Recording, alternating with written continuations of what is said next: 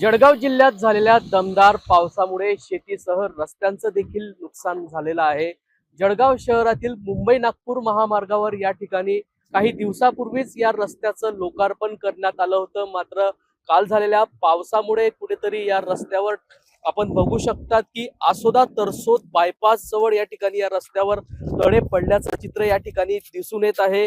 कुठेतरी हा बायपास या ठिकाणी नागरिकांसाठी हा बंद करण्यात आलेला आहे। जळगाव लगत असलेल्या तरसोद पारधी बायपास महामार्गावर रेल्वे उड्डाणपुलावर मोठे तडे पडल्याचं या ठिकाणी दिसून येत आहे।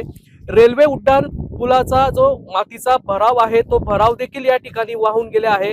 गेल्या वर्षी सप्टेंबर महिन्यात या पुलाचे उद्घाटन झाले होते, मात्र पहिल्याच पावसात या उड्डाण पुलाचे मोठे नुकसान झाले असून पहिल्याच पावसात राष्ट्रीय महामार्गावर प्राधिकरणाच्या कारभार हात चव्हाट्यावर आलेला आहे।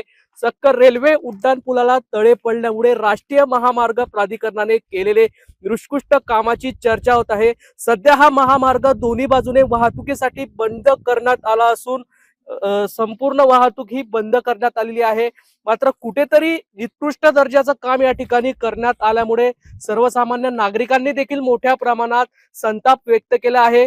काही दिवसापूर्वीच या ठिकाणी उद्घाटन करण्यात आलं होतं, त्यानंतरच या ठिकाणी संपूर्ण भराव या ठिकाणी वाहून गेल्यामुळे कुठेतरी नाहीच्या कारभाराचा या ठिकाणी धिम्म कारभार या ठिकाणी दिसून येत असून कुठेतरी आज दिल्लीची टीम या ठिकाणी येऊन पाहणी करणार आहे। मात्र हा मार्ग वाहतुकीसाठी बंद करण्यात आलेला आहे। नेमका आता प्रशासन काय भूमिका घेतं हे पाहणं महत्वाचं ठरणार आहे। मात्र कुठेतरी निकृष्ट दर्जाचं काम या ठिकाणी झाल्यामुळे नागरिकांनी तीव्र संताप हा व्यक्त केला आहे। जुगल पाटील, जय महाराष्ट्र न्यूज, जळगाव।